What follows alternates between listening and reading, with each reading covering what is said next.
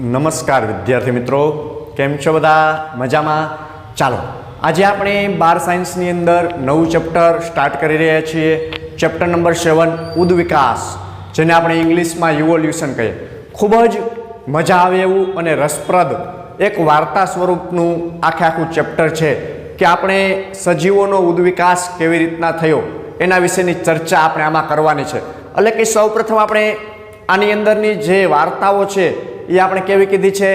કાલ્પનિક વાર્તાઓ કીધી છે. કેવી કીધી છે? કાલ્પનિક, કે એક પ્રકારની સ્ટોરી છે. એ સ્ટોરી આપણે અભ્યાસ કરવાની છે. હવે આ ચેપ્ટરની અંદર આપણે જેટલું બુકની અંદર થિયરી આપેલી છે એ તો કરવાના જ છે, એની સાથે સાથે એ ટોપિકની અંદર જે વધારાની રિક્વાયરમેન્ટ છે એ બધું આપણે એડ કરતા જશે. એટલે ટોપિકનું દાખલા તરીકે આપણા બુકનો એક પેરેગ્રાફ આવેલો હોય અને બાકીનું જે આપણે લેક્ચરમાં ભણીએ એ બહારનો હોય. એટલે તમારે એ ખાસ ધ્યાન રાખવાનું છે કે આપણે જે બુક પ્લસ બહારનું કરાવીએ છીએ, બે મિશ્ર કરાવીએ છીએ. એટલે તમને એવું લાગે કે આ બુકની બહારનું છે, બુકનું નથી, પણ બુકની અંદરના બધી જ લીટીઓ જે શબ્દ છે એ એની અંદર ઉલ્લેખ થઈ જશે. હવે આપણે જોઈએ ઉદ્વિકાસ કોને કહેવામાં આવે છે. તો કે જે સજીવોની અંદર ફેરફાર જોવા મળ્યો કે આજથી કરોડો અબજો વર્ષો પહેલાં પૃથ્વીનું નિર્માણ થયું. પૃથ્વી પહેલાં બ્રહ્માંડનું નિર્માણ થયું, એમાં પછી પૃથ્વીનું નિર્માણ થયું, એમાં ધીમે ધીમે સજીવની ઉત્પત્તિ થઈ, પછી એમાં જુદા જુદા એરાઓ સમયગાળાઓ આવ્યા. એ સમયગાળાની સાથે સાથે સજીવો બદલતા ગયા અને હાલનો વર્તમાન સમય છે, અત્યારે જે જીવંત સજીવો છે એ અને જ્યારે પહેલાં ઉત્પન્ન થયા હતા એ સજીવો, એ બે વચ્ચે શું લિંકઅપ છે આનો અભ્યાસ કરવાનો છે. એમાંથી આ સજીવો કેવી રીતના નિર્માણ પામ્યા એનો અભ્યાસ કરવાનો. આપણે થોડો ઘણો ઉદ્વિકાસનો અભ્યાસ છે ને એ 11માં કરી ગયા. 11માની અંદર પહેલો યુનિટ છે સજીવ વિશ્વ. સજીવ વિશ્વની અંદર આપણે અલગ અલગ 5 સૃષ્ટિનો અભ્યાસ કર્યો. એમાં વનસ્પતિ સૃષ્ટિનો અભ્યાસ કર્યો. પહેલાં આપણે કેવું બેક્ટેરિયા, પ્રોટિસ્ટા, ફૂગ, આનો અભ્યાસ કર્યો. શેનો? બેક્ટેરિયા એટલે મોનેરા, પ્રોટિસ્ટાનો અભ્યાસ કર્યો, ત્યારબાદ ફૂગનો અભ્યાસ કર્યો, ત્યારબાદ વનસ્પતિ સૃષ્ટિનો અભ્યાસ કર્યો, ત્યારબાદ પ્રાણી સૃષ્ટિનો અભ્યાસ. તો આપણે સૌપ્રથમ શેનો અભ્યાસ કર્યો? તો બેક્ટેરિયા, એક કોષીય સજીવનો અભ્યાસ કર્યો. એની પહેલાં પણ કોઈક સજીવ હશે એવું આપણે માનતા હતા. પછી સુકોષ કેન્દ્રીનો અભ્યાસ કર્યો, પછી ફૂગનો અભ્યાસ કર્યો, પછી વનસ્પતિનો અભ્યાસ કર્યો. તો વનસ્પતિમાં એકઅંગી, દ્વિઅંગી, ત્રિઅંગી, અનાવૃત અને આવૃત બીજધારી. તો એ ઉદ્વિકાસનો ક્રમ છે. એવી જ રીતના આપણે પ્રાણી સૃષ્ટિની અંદર 11 સમુદાયનો અભ્યાસ કર્યો. તો એમાં પહેલાં એક કોષીય એટલે પ્રોટિસ્ટા આવી ગયા. પછી આપણે બહુકોષીય સછિદ્ર, કોષ્ઠાંતરી, કંકતધરા, પછી કૃમિઓનો અભ્યાસ કર્યો. બરાબર છે? પૃથુકૃમિ, સૂત્રકૃમિ, નુપુરક, સંધિપાદ, મૃદુકાય, સુડત્વચી, સામી મેરુદંડી, મેરુદંડીની અંદર પુચ્છ મેરુદંડી, કંચુક મેરુદંડી, બરાબર છે, શીર્ષ મેરુદંડી અને પૃષ્ઠવંશી. પૃષ્ઠવંશીઓની અંદર આપણે 7 વર્ગનો અભ્યાસ કર્યો. ચૂસમુખા, કાસ્થિમસ્ય, અસ્થિમસ્ય, ઉભયજીવી, સરીસૃપ, વિહંગ અને સસ્તન. તો આ ઉદ્વિકાસના ક્રમની શ્રેણી છે. જેમ જેમ સજીવોની ઉત્પત્તિ થતી ગઈ એમ એમ નવા વર્ગો આવતા ગયા, નવા સમુદાયો આવતા ગયા. તો એક પ્રકારનો ઉદ્વિકાસ છે. તો આપણે થોડી ઘણી માહિતી લીધી, પરંતુ પૂરતો ઉદ્વિકાસ આપણે સમજવો હોય કે આ પૃથ્વી, આ બ્રહ્માંડ એ બધું ક્યાંથી આવ્યું, તો એના વિશેની આપણે એક વાર્તા, એક પરિકલ્પના છે એ આ ચેપ્ટરની અંદર આપણે અભ્યાસ કરશું. તો ચાલો આપણે સ્ટાર્ટ કરીએ કે ઉદ્વિકાસ કોને કહેવામાં આવશે.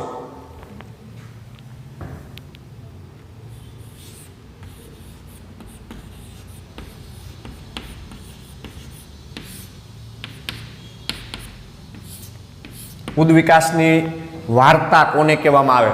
તો હવે સૌપ્રથમ આપણે ઉદ્વિકાસ શબ્દ આવ્યો, તો આવો ઉદ્વિકાસ શબ્દ સૌપ્રથમ કોને રજૂ કર્યું હશે તો એના વિશેની ચર્ચા કરીએ.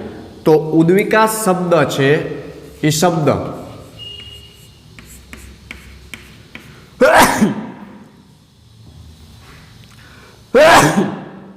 ઉદ્વિકાસ શબ્દ છે એ હર્બર્ટ સ્પેન્સર નામના સાયન્ટિસ્ટે સૌપ્રથમ આપેલો હતો. કેવો?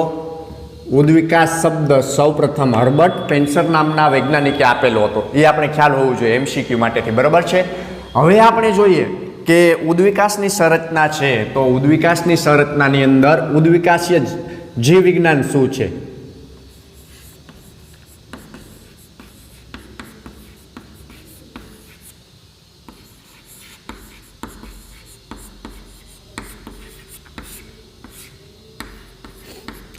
ઉદ્વિકાસીય જીવ વિજ્ઞાન શું છે?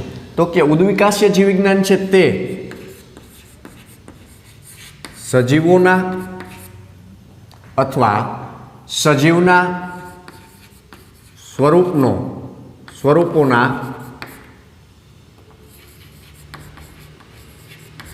અભ્યાસનો, તે સજીવના સ્વરૂપોના અભ્યાસનો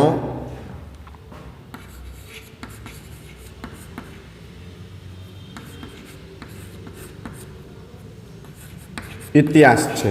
એટલે કે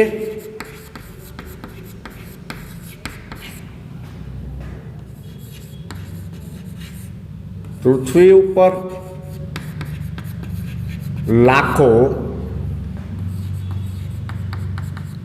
વર્ષોમાં વનસ્પતિ જૂથ અને પ્રાણીઓ, વનસ્પતિઓનું જૂથ અને પ્રાણીઓનું જૂથોમાં થયેલા ફેરફારોને આપણે શું કહીએ છીએ? ઉદ્વિકાસ. કેવો? ઉદ્વિકાસીય જીવ વિજ્ઞાન એટલે શું? તો કે તે સજીવોના સ્વરૂપના અભ્યાસના ઇતિહાસને કીધું. એટલે આપણે સજીવોમાં વનસ્પતિ ને પ્રાણીઓ આવીએ તો એનો ઇતિહાસ શું છે? એટલે કે પૃથ્વી ઉપર જે લાખો વર્ષોથી આ વનસ્પતિઓના જૂથો અને પ્રાણીઓના જૂથો છે એમાં જે ફેરફાર થયો, જ્યારે ઉત્પન્ન થયા ત્યારથી અત્યાર લગીનમાં કેટલો ફેરફાર થયો, એના અભ્યાસને આપણે ઉદ્વિકાસીય જીવ વિજ્ઞાન કહીએ છીએ. એના ફેરફારને ઉદ્વિકાસીય જીવ વિજ્ઞાન કહીએ છીએ. એથી આગળ આપણે જોઈએ ને તો ઉદ્વિકાસ છે ને એ અદ્રશ્ય છે. કેવો છે? ઉદ્વિકાસની ક્રિયા કેવી છે? અદ્રશ્ય છે. શું કામ અદ્રશ્ય છે? તો કે આપણે એને નરી આંખે તાત્કાલિક નથી જોઈ શકતા. લાખો વર્ષોની પ્રક્રિયા છે. ઉદ્વિકાસ છે એ લાખો અબજો વર્ષોની પ્રક્રિયા છે. તાત્કાલિક થતી હોય એવી નથી. આજ આપણું મનુષ્યનું શરીર આવું છે ને કાલ બદલી જાય એવું છે નહીં. પણ ઉદ્વિકાસની જે પ્રક્રિયા છે એ લાખો કરોડો અબજો વર્ષોની પ્રક્રિયા છે, જે ક્રમશઃ ફેરફાર થતો જાય છે. એવા પ્રકારની પ્રક્રિયાઓ જોવા મળે છે. તે એક પ્રકારની ઉદ્વિકાસની ક્રિયાઓ છે. હવે એથી આગળ આપણે જોઈએ તો ઉદ્વિકાસ શું છે?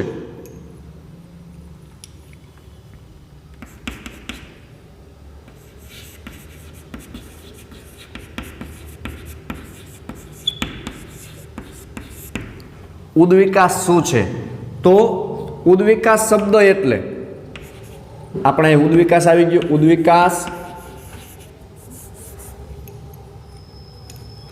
ઉદ્વિકાસ શબ્દ એટલે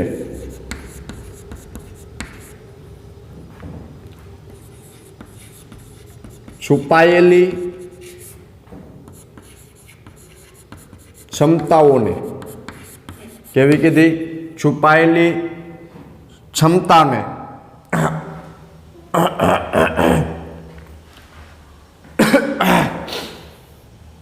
અનાવૃત કરવું. છુપાયેલી ક્ષમતાને અનાવૃત કરવું.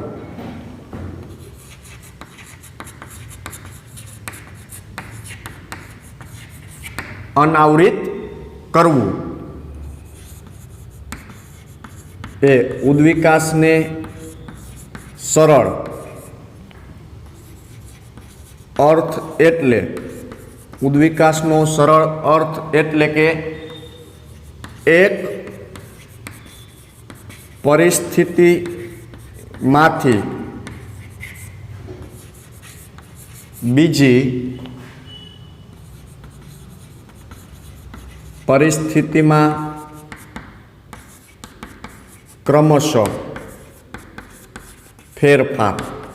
એક પરિસ્થિતિ એટલે આપણે અહીંયા આખો શબ્દ ઉદ્વિકાસ શબ્દ એટલે કે છુપાયેલી ક્ષમતાનો અનાવૃત કરવું. છુપાયેલી એટલે કે કોઈ સજીવની અંદર એની ક્ષમતા છુપાયેલી છે એને અનાવૃત કરવી એટલે એને બહાર લાવવી. તો એ બહાર લાવવાની પ્રક્રિયા એટલે શું? ઉદ્વિકાસ. એ ઉદ્વિકાસને સરળ અર્થ એટલે, ઉદ્વિકાસનો જો આપણે સરળ અર્થ લઈએ એટલે એક પરિસ્થિતિમાંથી બીજી પરિસ્થિતિમાં થતો ક્રમશઃ ફેરફાર, એક વાતાવરણમાંથી બીજા વાતાવરણમાં થતો ફેરફાર. એટલે સજીવો કોઈ એક કન્ડિશનમાં પોતાનું જીવન ગાળે છે, એક કન્ડિશનમાંથી બીજી કન્ડિશનમાં ફેરફાર થાય તો એને આપણે ઉદ્વિકાસ કહીએ છીએ. તો આ પ્રકારની સંરચના એ સરળ ઉદ્વિકાસ ગણવામાં આવે છે। હવે એની અંદર હજી આપણે આગળ જતા ડિટેલમાં જોઈએ તો આની અંદર બીજી પ્રક્રિયામાં તેને સૌથી શ્રેષ્ઠ રીતે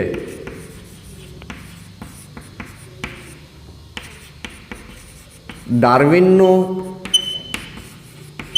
સિદ્ધાંત દ્વારા રજૂ કરી શકાય। ડાર્વિન છે એ કોણ છે? વૈજ્ઞાનિક છે। ડાર્વિનનો સિદ્ધાંત શું છે? રૂપાંતરણ સાથે સંતતિ। કેવો છે? રૂપાંતરણ સાથે સંતતિ એટલે સંતતિઓમાં ફેરફાર થાય છે। એક પેઢીમાંથી બીજી પેઢીમાં જ્યારે જનીનદ્રવ્ય જાય છે ત્યારે એક પ્રાણીના સંતતિઓમાં થતો ફેરફાર, તો એને શું કહેવામાં આવે છે? ડાર્વિનનો સિદ્ધાંત। આના દ્વારા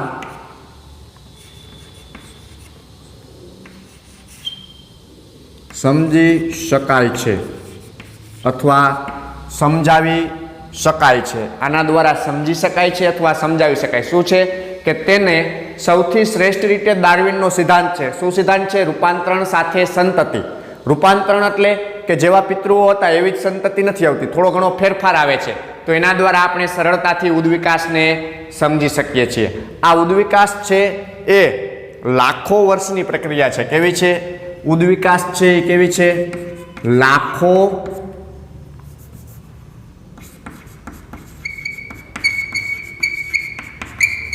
વર્ષની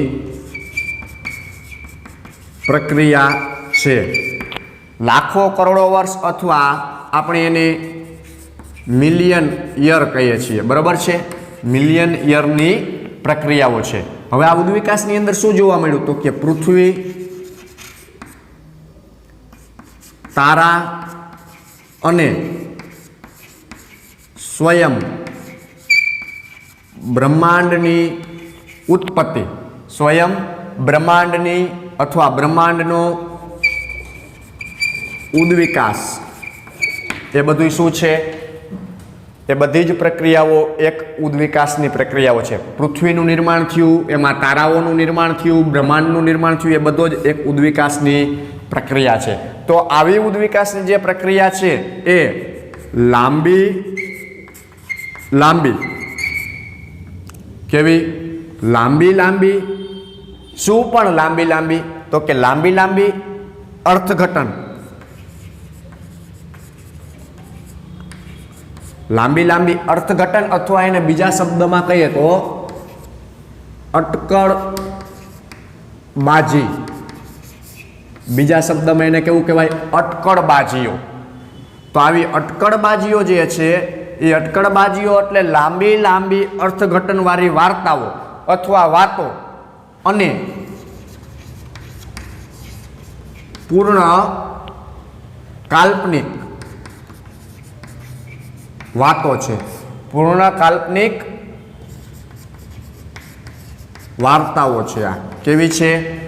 પૃથ્વી, તારા, સ્વયં બ્રહ્માંડ, આ બધાનો જે ઉદ્વિકાસ થયો એ લાંબી અર્થઘટનવાળી અને પૂર્ણ કાલ્પનિક એટલે વિચારેલી એક પ્રકારની વાર્તાઓ છે। તો આ ચેપ્ટરની અંદર આપણે આવી વાર્તાઓનો અભ્યાસ કરવાનો છે, જેના આધારે આપણે પુરાવો પણ આપશે કે આવા પ્રકારે આ પ્રકારનો ઉદ્વિકાસ જોવા મળે છે। તો આખી આવી સંરચના છે એ ઉદ્વિકાસની જોવા મળે છે। એથી આગળ આપણે ઉદ્વિકાસની અંદર જોઈએ તો કે એથી આગળ કાર્યક્રમે આ એક ગાથા છે। આ ગાથા એટલે ગાથા કોને કહીએ આપણે? તો કે ગાથા એટલે કોઈ વસ્તુઓનો ગ્રંથ અથવા કોઈ વસ્તુ વિશેની માહિતી જેને આપણે ગાથા તરીકે ઉલ્લેખ કરીએ છીએ। કેવા સ્વરૂપે કરીએ છીએ? ગાથા સ્વરૂપે ઉલ્લેખ કરીએ છીએ। કોઈ વસ્તુઓનો ગ્રંથ, તો એને આપણે ગાથા કહીએ છીએ। તો આ ગાથાની અંદર શું જોવા મળે છે? તો કે આ ગાથા છે એમાં પૃથ્વીના ઉદ્વિકાસની વાત છે, બ્રહ્માંડના ઉદ્વિકાસની વાત છે। પૃથ્વી બ્રહ્માંડના ઉદ્વિકાસના સંદર્ભમાં, આ બેના ઉદ્વિકાસના સંદર્ભમાં તેની સામે આપણે જોયું કે સૌપ્રથમ બ્રહ્માંડનો ઉદ્વિકાસ થયો હશે, ત્યારબાદ પૃથ્વીનો ઉદ્વિકાસ થયો હશે, ત્યારબાદ બ્રહ્માંડની અંદર તારાઓનો ઉદ્વિકાસ થયો હશે, તો તેના સંદર્ભમાં તેની સામે સજીવની ઉત્પત્તિ, શેની? સજીવની ઉત્પત્તિ અને સજીવ સ્વરૂપોનો ખ્યાલ છે. શું છે? સજીવની ઉત્પત્તિ અને સજીવ સ્વરૂપનો ઉદ્વિકાસ છે એવું આપણે માનીએ છીએ. અથવા તો પૃથ્વી ઉપર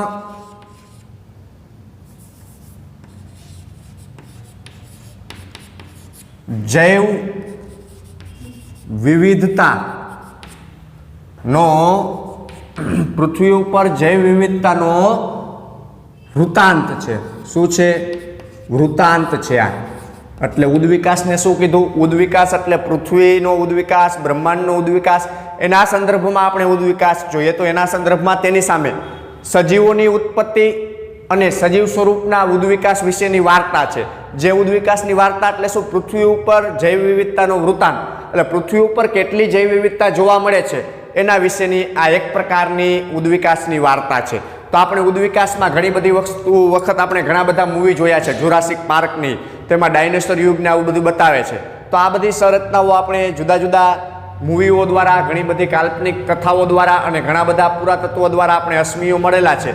એના હિસાબે આપણે આવો ઉદ્વિકાસ છે એને સરળતાથી સમજી શકીએ છીએ. તો આવા પ્રકારે ઉદ્વિકાસની સંરચનાઓ જોવા મળે છે. હવે આપણે આ ચેપ્ટરની અંદર જુદા જુદા પ્રકારના ઉદ્વિકાસ વિશેની વાત કરવાની છે. તો એની આપણે આ ઇન્ટ્રોડક્શન સાથે થોડીક માહિતી લઈ લઈએ. પછી આપણે એમાં જીવની ઉત્પત્તિ કેવી રીતના થઈ એના વિશેનો અભ્યાસ કરશે ઉદ્વિકાસની અંદર. તો આપણે સૌપ્રથમ જોઈએ ઉદ્વિકાસની અંદર પહેલું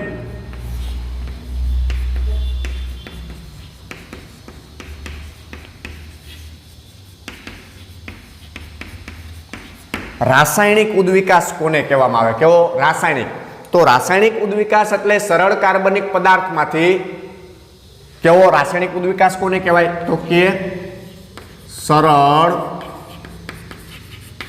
કાર્બનિક પદાર્થમાંથી, સરળ એટલે જે નોર્મલ હોય એવા કાર્બનિક પદાર્થમાંથી વિશાળ કાર્બનિક અણુઓનું નિર્માણ, વિશાળ કાર્બનિક અણુઓનું નિર્માણ, એને શું કહેવાય? રાસાયણિક ઉદ્વિકાસ. એટલે સરળ સ્વરૂપમાંથી જટિલ સ્વરૂપમાં રૂપાંતર થવાની પ્રક્રિયા એ ખૂબ લાંબા ગાળાની, ખૂબ લાંબા વર્ષોની હોય તો એને રાસાયણિક ઉદ્વિકાસ કહેવામાં આવે છે. પછી આવે છે બીજા પ્રકારનો ઉદ્વિકાસ જેનું નામ છે જૈવિક ઉદ્વિકાસ. કેવું છે? બીજો ઉદ્વિકાસ.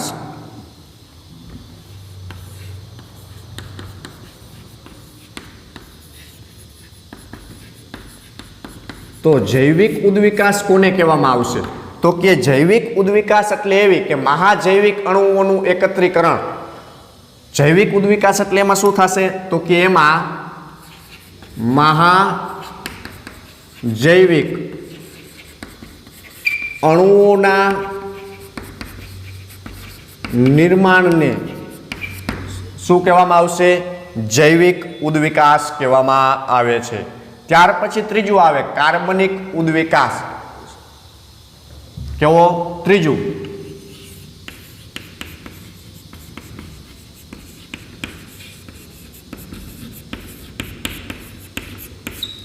કાર્બનિક ઉદ્વિકાસ એટલે શું? તો કે કાર્બનિક ઉદ્વિકાસ એટલે સરળ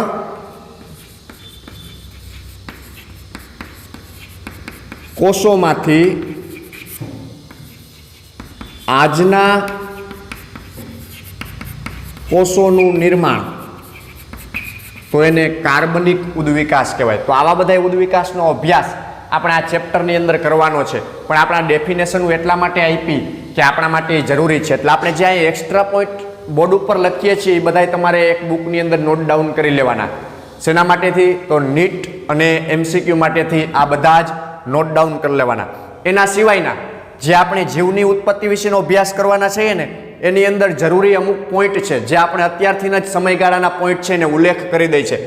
હવે બ્રહ્માંડનો લગભગ ક્યારે ઉદ્વિકાસ થયો હશે? ઉદ્વિકાસની વાત કરીએ છીએ તો એની સાથે સાથે આપણે જોઈ લઈએ કે બ્રહ્માંડનો ઉદ્વિકાસ લગભગ ક્યારે થયો હશે, પછી સૌરમંડળનો ઉદ્વિકાસ ક્યારે થયો હશે, જીવાવરણનો ઉદ્વિકાસ ક્યારે થયો હશે. તો આવી બધી માહિતી છે એ આપણે જ્યારે જીવની ઉત્પત્તિનો અભ્યાસ કરશી ત્યારે સાથે લેશી. તો આ આપણે આજે શું જોયું? તો ઉદ્વિકાસીય જીવવિજ્ઞાન, ઉદ્વિકાસ શબ્દ કોને આપ્યો, ઉદ્વિકાસની પ્રક્રિયા કોને કહેવાય, કે જે ટૂંકા ગાળાની નથી, ખૂબ જ લાંબા ગાળાની પ્રક્રિયા છે. એક પરિસ્થિતિમાંથી બીજી પરિસ્થિતિમાં સર્વાઈવ કરવા માટે સજીવ પોતાના શરીરમાં જે ફેરફાર કરે છે એને આપણે ઉદ્વિકાસ કહીએ. દાખલા તરીકે જે તે સમયે આપણે જોઈએ તો સૌપ્રથમ માનવ નહોતા એ સમયે આપણે વાંદરામાંથી આપણો ઉદ્વિકાસ થયો. તો વાંદરાઓ પેલા વનસ્પતિ ઉપર રહેતા, પછી ધીમે ધીમે જમીન ઉપર રહેવા આવ્યા, જમીન ઉપર આવ્યા એટલે બે પગે ચાલવા લાગ્યા, પછી એમાં ફેરફાર થયો, પછી એને બોલવાનું ચાલુ કર્યું, પછી એમાંથી આદિમાનવ આવ્યો ને એમાંથી માનવ આવ્યો. તો વાંદરામાં પૂંછડી હતી, આપણે મનુષ્યમાં પૂંછડી નથી, તો એ આપણામાં ઉદ્વિકાસ થયો. કાર્ય પ્રમાણે શરીર રચનાનો ચેન્જ કરીએ, કાર્ય પ્રમાણે આપણા બોડીની વર્તણૂક બદલીએ અને અમુક અંગને વિકસાવીએ અને અમુક અંગને લુપ્ત કરીએ, તો એ એક ઉદ્વિકાસની પ્રક્રિયા. પણ એ ટૂંકા ગાળાની નહીં, ખૂબ જ લાંબા ગાળાની પ્રક્રિયા છે. ત્યારબાદ આપણે ડાર્વિનના સિદ્ધાંતનો અભ્યાસ કર્યો, પછી ઉદ્વિકાસ વિશેની સમજૂતી આપી અને ઉદ્વિકાસના અમુક પ્રકારો જોયા. તો આજના લેક્ચરમાં આપણે આટલે સુધી રાખશું. અસ્તુ.